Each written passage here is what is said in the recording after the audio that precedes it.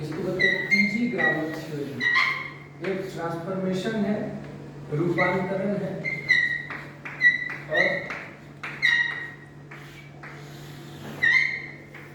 और ये जेनेटिक्स यानी प्रजनन।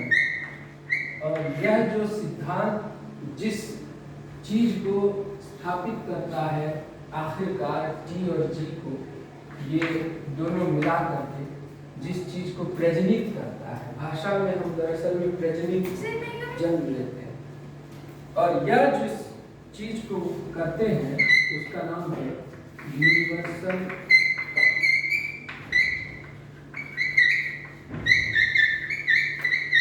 थ्योरी ऑफ ग्रामर, यानी भाषा का सार्वभौमिक सिद्धांत। भाषा एक सार्वभौम सत्य की तरह है, उससे आप खुद को अलग नहीं कर पाते। हम जिस जिस चीज को, ज्ञान के जिन जिन साधनों का, उपकरणों का इस्तेमाल करते हैं वो भाषा में करते हैं। अब आती है व्यवहार की बात, यानी बिहेवियरिज्म, बिहेवियरिस्ट अप्रोच की बात। दरअसल हमारे पास भाषा ही व्यवहार का साधन है, माध्यम है।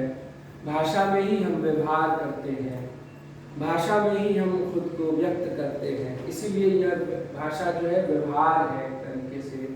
आइडियोलॉजी जो बनती है हमारे दिलो दिमाग में, वो दरअसल भाषा में बनती है। दुनिया के जितने जितने सिद्धांत बने हैं वो भाषा में बने। भाषा के बिना बन ही नहीं सकता कुछ भी। जो बात मैं अपने विज्ञान के अध्यापकों से कहता हूँ, उस बात को मैं फिर दोहरा रहा हूँ। बहुत उन्होंने तल्लीनता के साथ मुझे अपमानित करने की कोशिश में कहा कि आप लोग तो लैंग्वेज के लोग हैं, हम लोग साइंस पढ़ाते हैं।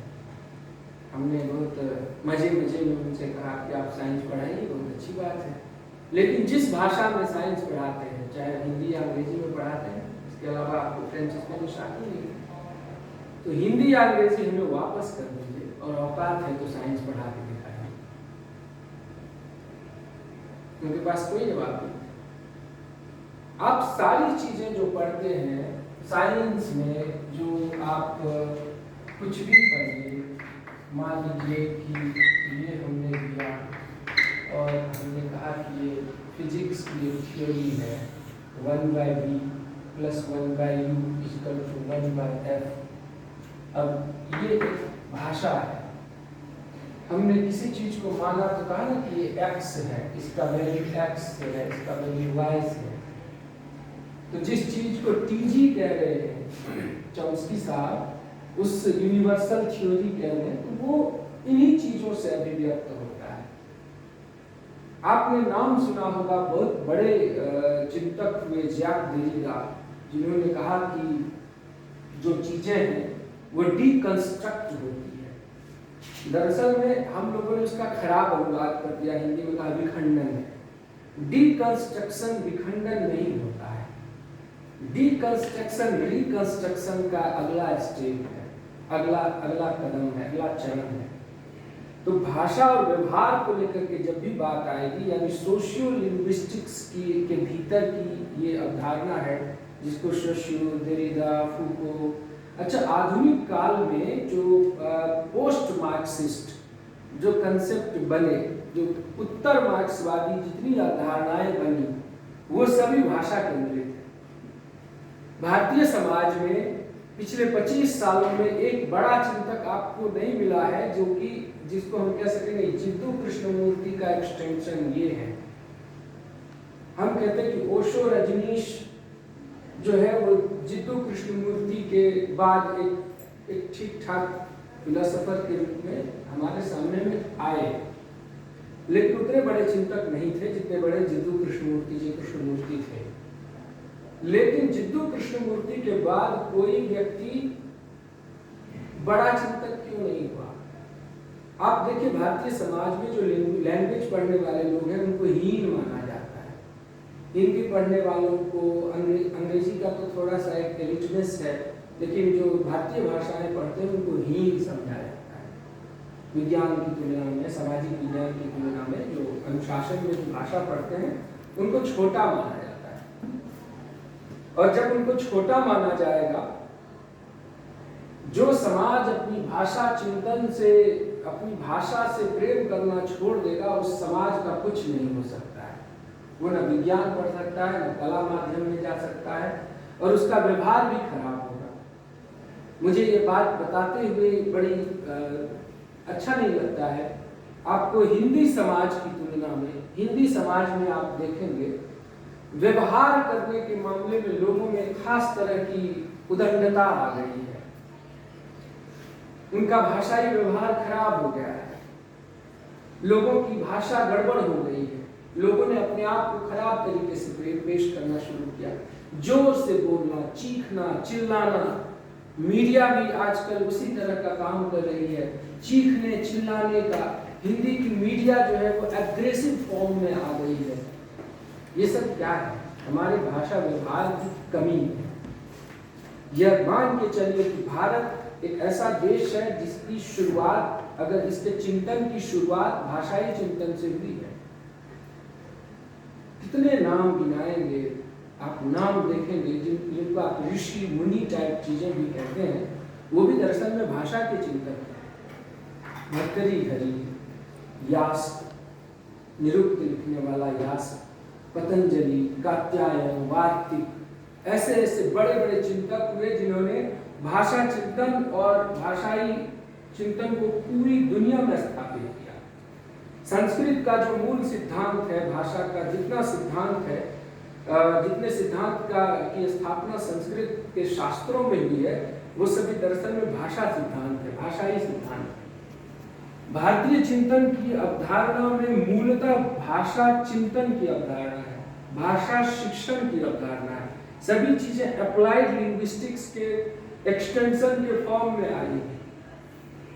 हम ये सारी चीजें विज्ञान में, कला में, वैचारिकता में, अपने दार्शनिक चिंतनों में जो जो चीजें व्यक्त करते हैं, सब कुछ भाषा में करते हैं, भाषा के द्वारा करते रहे हैं। और ये चीज जिसको मुनि त्रय कहते हैं, पतंजलि, कात्यायन और वार्तिक, इनको मुनि त्रय कहा जाता है भाषा, भारतीय भाषा की अवधारणाओं में।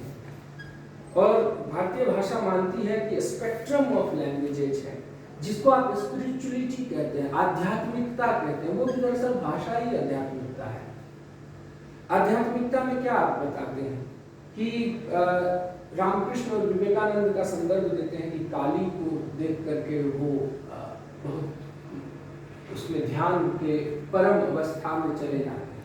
काली को देखकर, काली का मूर्त रूप, एक जो आप देखेंगे मूर्त रूप में जो काली है, वो दरअसल में भाषाई सूत्र मुझे लगता है।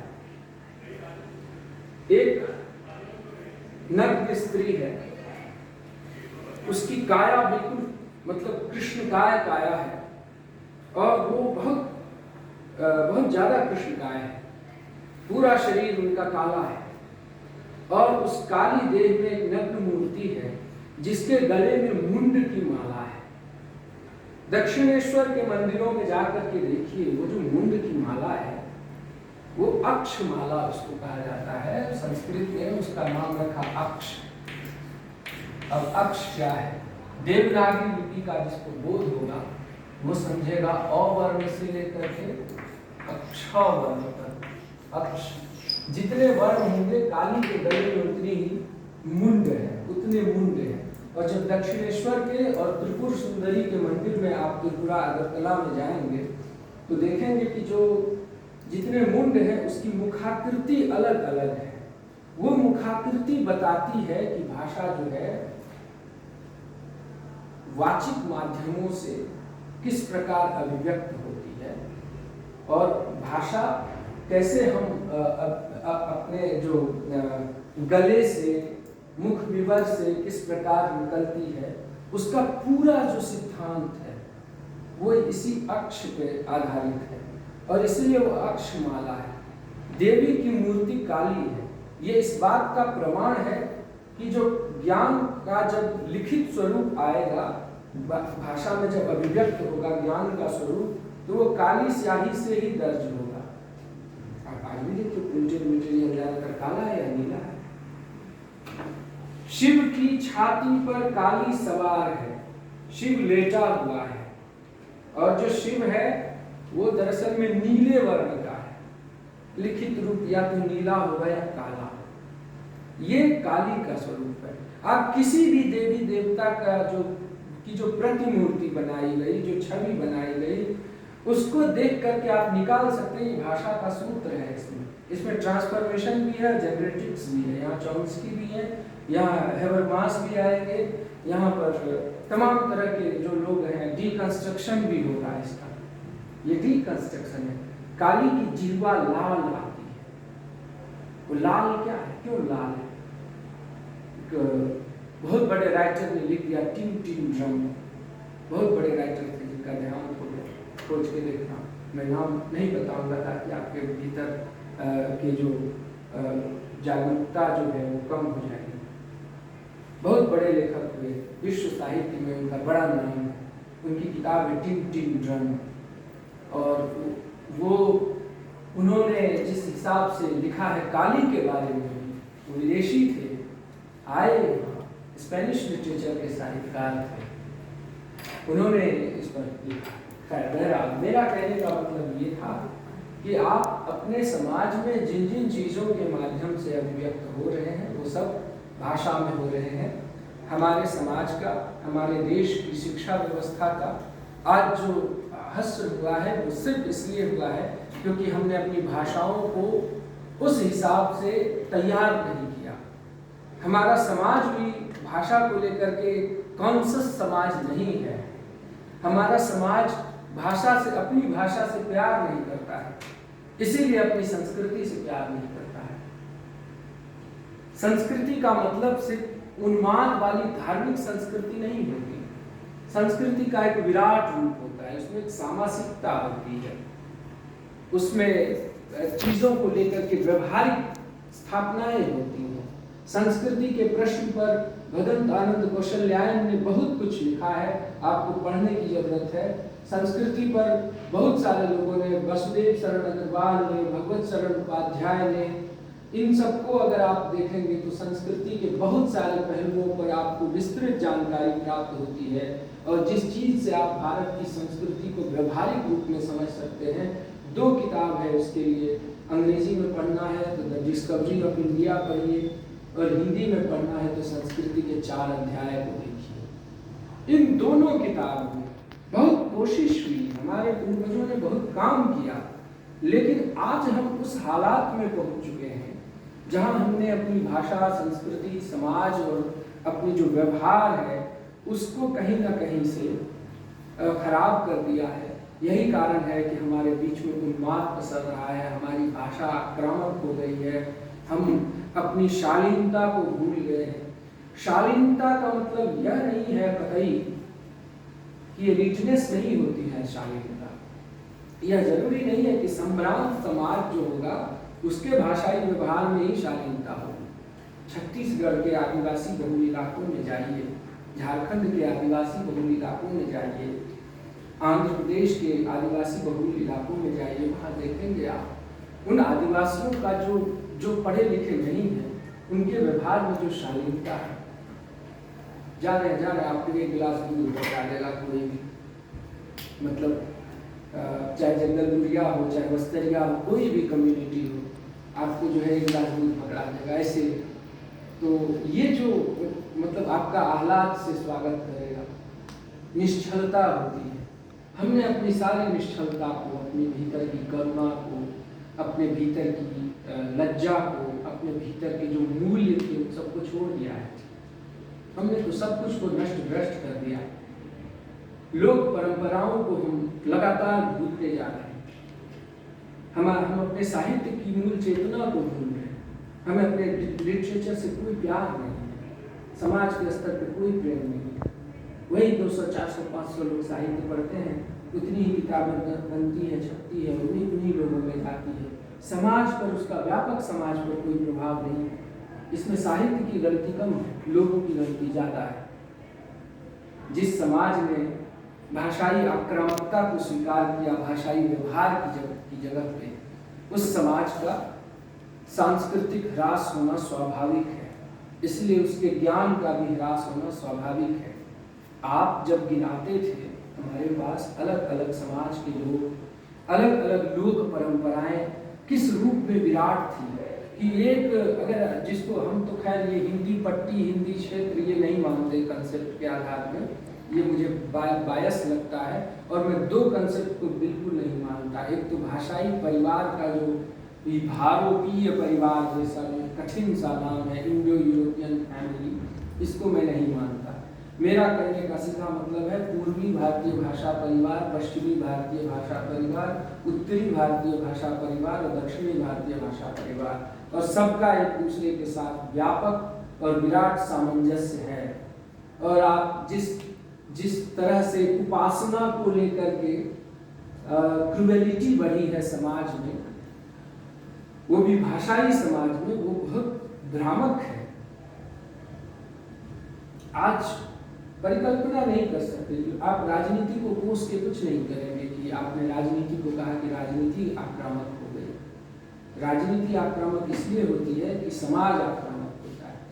राजनीति करने वालों को पता है कि हमारे समाज में किस पैकेज की जरूरत कब है, उसके हिसाब से उसके पास पूरे इवेंट मैनेजमेंट की पूरी टीम उनके पास खड़ी है कि कब कहाँ कौन सा तुरुप का पत्ता फेंकना है और व्यापक समाज हमारे फेवर में आएगा, और उस अकॉर्डिंगली पॉलिटिकल पार्टी का एस्टेब्लिशमेंट होगा। सबको पता है ये सारी चीजें। बहुत बड़े स्टडी ग्रुप उनके साथ लगी हुई, रिसर्च की पूरी कम्युनिटी लगी हुई रहती है हर पॉलिटिकल पार्टी के साथ। उनको पता है कि किस समय कौन सा पत्ता फेंकना है। राजनीति आक्रामक नहीं हुई है, समाज आक्रामक हुआ है, भाषा आक्रामक हुई है, और भाषा की जो आक्रामकता है उसने चीजों को नष्ट भ्रष्ट कर दिया है। और जिस उत्तर आधुनिकतावाद के दौर में, उत्तर आधुनिकतावाद के बाद उत्तर अंधकार काल का जो ये संदर्भ आया है, ये बहुत ही ज़्यादा खतरनाक है। और पूरी दुनिया में एक भाषाई स्तर पर लोग कहते हैं गालियाँ मत दो, लोगों को शिक्षा दी जाती है गालियाँ मत दो। आज गालियाँ आम हो गई, टेलीविजन चैनल पर बैठ करके लोग गाली दे रहे। इस तरह की परिकल्पना कभी कभी नहीं की जा सकती थी। दूसरी बात कि यह जो भाषा व्यवहार है, अब हम उस एग्जाम्पल और पैरेलल एग्जाम्पल से सीधे सीधे भाषा व्यवहार पे जब जाते हैं, तो भाषा व्यवहार में मानव व्यवहार छुपा हुआ होता है।